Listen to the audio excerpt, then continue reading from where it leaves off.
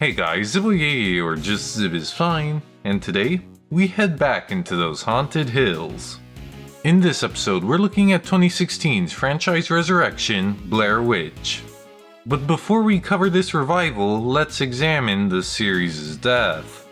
The breakaway indie hit The Blair Witch Project needs no introduction. Making bank at the box office, Artisan was quick to milk their cash cow. To show how, here's some merch from the time.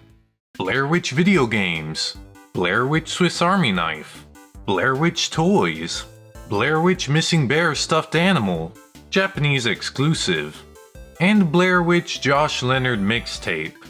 This one's especially surreal to me. It's like if one of the kills from Friday the 13th got their own CD. But the franchise would soon come crashing down. Hype giveth, hype taketh away, and the Blair Witch's popularity began to garner backlash. With sequel Book of Shadows burned at the stake by critics and audiences, the series was little more than ash, as would become of distributor Artisan. Complications regarding their creditors and insurers threw a wrench in Artisan's plan to raise profit selling stock to the public, which they had to cease.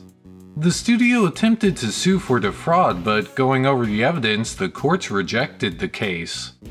Artisan was losing money and continued to sink. $57 million in debt, Artisan decided to fold and auction itself in 2003. In their heyday, experts projected Artisan's worth upwards to $500 million. But in the end, the studio had to settle for a fraction of that, forked over by Lionsgate. A fortuitous turn of events for one individual. Let's flash back to the Blair Witch Project's premiere. January 1999, Sundance Film Festival. In the audience is a man, Jason Constantine, both terrified and amazed at the revolutionary display before him. Cut back to 2003. Now working at Lionsgate, having just acquired Artisan, the future of the franchise he so admired lied in the palms of his hands. In February 2013, Constantine hosts a secret meeting. There he pitches a new Blair Witch movie to director Adam Wingard and writer Simon Barrett. Previously, the two had worked on a short for found footage anthology VHS 2. Befriending Greg Hale and Eduardo Sanchez of the original Blair Witch along the way only solidified Wingard and Barrett as the perfect duo for the project. Though Lionsgate conceived the premise, the studio was light-handed with the story. This allowed Wingard and Barrett an empowering freedom over the script. A script that would remain secret for years to come. Almost no one at Lionsgate knew the studio was even producing a Blair Witch movie. Actors were given fake excerpts during auditions, only told of the true nature of the project once hired. Outside of a select circle, staff were given faux screenplays. Wingard recalls one saying, "The script is really cool, but it seems like a real knockoff of the Blair Witch." Maintaining the facade, on March 10, 2016, Lionsgate released a teaser for the movie under the title The Woods. The veil would only be lifted at Comic-Con July 22, 2016. Why keep it hush for so long? Well, there are a couple of reasons. One was the element of surprise. How often does a movie reveal actually surprise you? With news outlets keenly listening in on Hollywood, we hear rumblings of the latest films well before official announcements. On the contrary, Blair Witch 2016 replicates the out-of-nowhere appearance of the original. Another motive was to mitigate fan recoil. A move I easily understand. It seems like when almost anything is announced, people instantly trash it on socials. But by withholding the reveal, the crew was able to keep hype from boiling over. After all, the movie would only premiere 2 months later. Closing the gap between reveal and release is a trend common in recent years. So, like the original, Blair Witch's marketing was ahead of its time. The movie's development poses a strong basis for success. However, the film fell short of such an achievement. Blair Witch was projected to open to a $20 million attendance, but came nearly halfway. Critic and audience response was less than favorable to boot. It's sad to see a promising production's result put through the ringer, but does it meet its potential? Let's find out. It's time to grab our camcorders and look at Blair Witch. The movie centers around James Donahue, brother of Heather Donahue. Footage from a camera discovered in the Black Hills forest is dumped online. In it, James believes is his missing sister, reigniting his search. Friend and film student Lisa documents his journey. They assemble their companions and the video's uploaders to hike into the infamous forest in hopes of finding Heather, but instead the group stumbles upon inescapable horror. Also, fair warning, I'm going to be comparing this with the original quite a bit, so if you get confused on the name, just focus on the absent of "the" in 2016's title. The fear of the first movie has stuck with fans for years, so how does that of the new one hold up? The horror is characterized by overt thrills and jumps. I missed the subtle horror of the original. Though it has a different appeal, some moments still got me. Here are a couple of highlights. One is the team deploying a drone to survey the area. Well, I don't see a road or the creek or anything. Should I take it further out? The endless woods filled me with dread. It's like peering into a vast labyrinth. A feeling of entrapment swept over me. Another good one occurs when Peter is pursued by an unknown entity, becoming caught under a tree. He tries to remain unseen. Peter, can you hear me? Peter! The walkie-talkie that once provided comfort draws your fear. A witty irony. Blair Witch also returns to series' roots in more ways than one. Wingard stalked the cast, air horns at the ready to make his puppets dance. Reminiscent of the genuine reactions in the Blair Witch Project. The effects are all done practically and for how they are filmed look top-notch. When most productions would opt for CG, this is a breath of fresh air. Adds extra points to the authenticity too. I bet it helped performance letting the actors see what they're supposed to be screaming at. Not that the cast needed the assistance. The actors give it their all. Let's go! Oh, no, I have to go in! Please! Shifters in that house! That's the The film makes strides in selling its realism. But one element might break it all. In found footage, footage is key. The search party is armed to the teeth with cameras. 4 earpiece cams, a handheld, and even a tree-mounted camera to name a few. Not an inch is left off camera. There is way too much coverage. Found footage is all about limited perspective, especially to create horror out of the hidden. From certain shots to cuts, I felt like I was watching a regular movie at times. I question why use the genre only to neglect one of its strengths. Even more so since it was a hassle to shoot.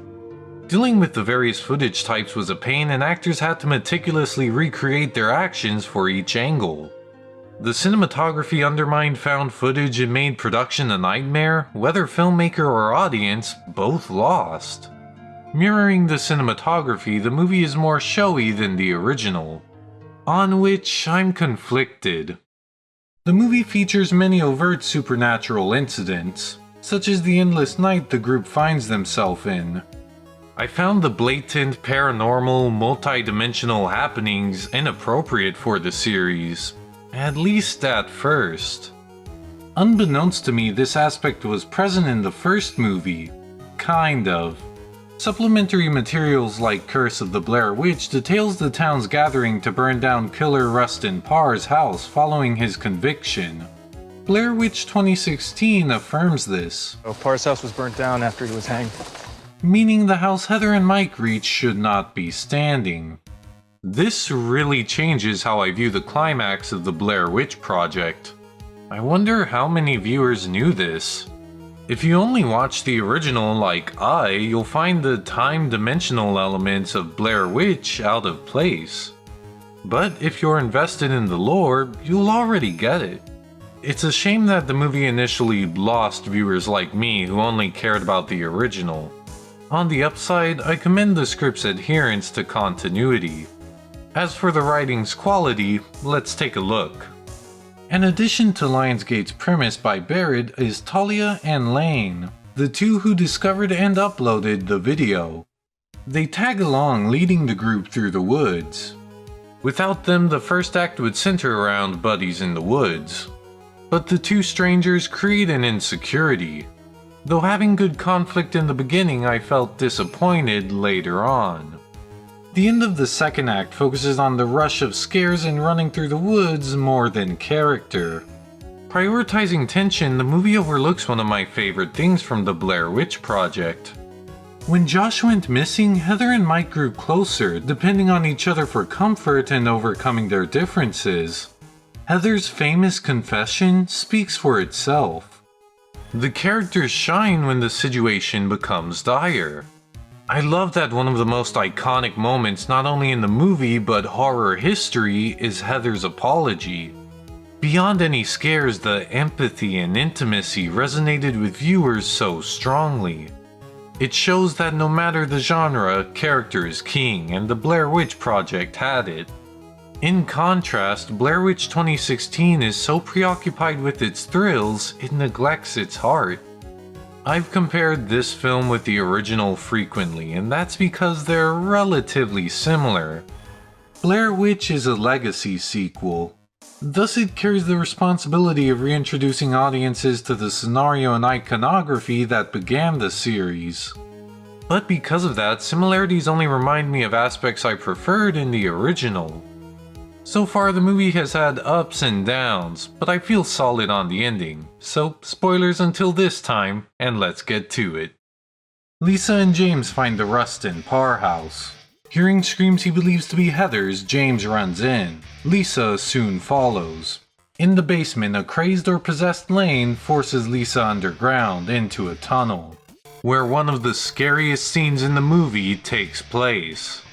It drags the suspense for just the right time.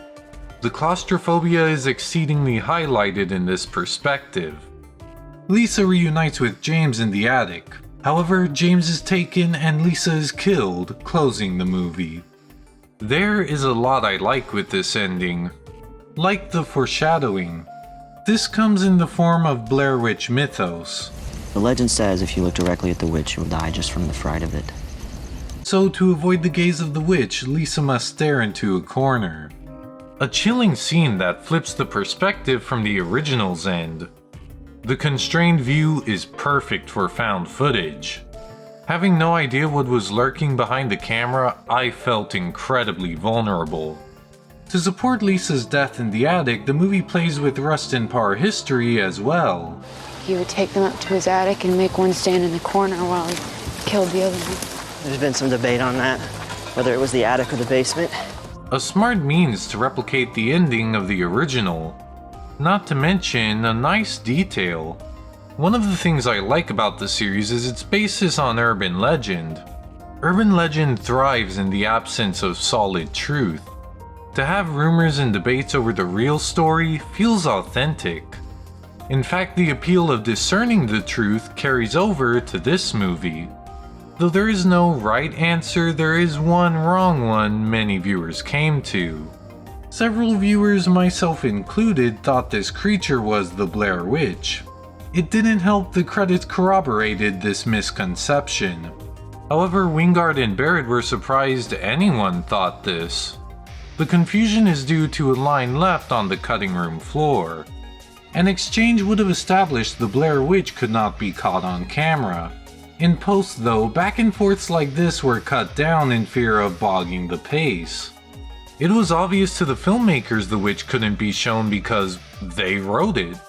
But when the line that sets that up is cut, audiences were bound to be confused. Barrett later conceded this is a product of the film's secrecy. Producing in a vacuum deprived them of test audience feedback to adjust their work. Though hindered a tad, forming theories on Blair Witch is still fun. I haven't read any interpretations on it, so I'll throw my hat in the ring with my own. First, if this creature is not the witch, then what is it? It resembles the witch in Death. They didn't just tie Illy Kedward to a tree, but they tied her up really high and they strung these heavy rocks to her arms and legs as weights stretching her. Ugh.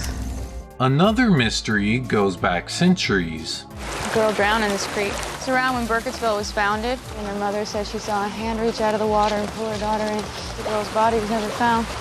Crossing that same creek, something embeds itself in Ashley's foot. Later, Ashley removes a root from her leg. A root like a tree, a connection to Kedward's death. So I believe Ashley is transforming into this, a monster in the image of the witch's demise. And that monster is in fact the missing girl infected by those same waters. That, or backup theory. What if it looks like Ellie Kedward in Death because it is her? The town lynched an innocent woman while the real witch went free. I do believe the witch ends the film though. Like Heather and Mike, James is lured to the house via screams. Before Lisa's collapse, James utters, Lisa, I'm so sorry.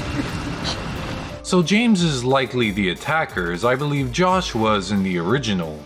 Thus, due to similar MO to Parr, James too is under control of the witch. And those are my 2 cents on the ending. I love open endings like this. It was great in the original and it comes back in full force in this sequel. All around, a quality close to the movie. I felt a variety of ways about Blair Witch 2016. Albeit underwhelming in character, the script was adequate. The actors and crew made a thorough effort in the name of realism, even if the camera work took me out of it. The horror, for the most part, wasn't for me, but it, and the film as a whole, picked up by the third act, with an ending that begs for your investigation. Though it can take time to get there, Blair Witch becomes an entertaining watch. I would have liked to have seen where the series would go from here, but sadly it seems the movie was not received so favorably to beget a continuation.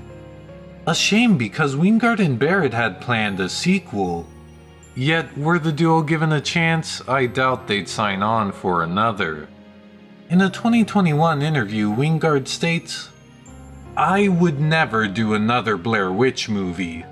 Making found footage films are a fucking nightmare. It's awful, the most ungratifying type of filmmaking." Though Daniel Myrick and Eduardo Sanchez still have interest in their series. As of 2015, Myrick and Sanchez pitched 2 sequels to Lionsgate, out of which seemingly nothing materialized. There is still the Ellie Kedward story they had conceived back in 1999, and even an idea for a 1940s-esque documentary on the Rustin Parr incident. However, I doubt the studio would greenlight something so different. That's the sad twist of fate. The Blair Witch was a huge phenomenon because of its innovation.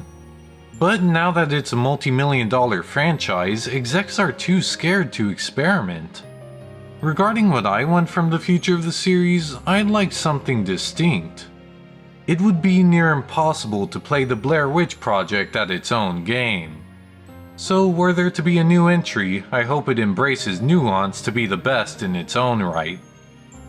I've been Zibboyeye, or just Zib is fine, and thank you for watching.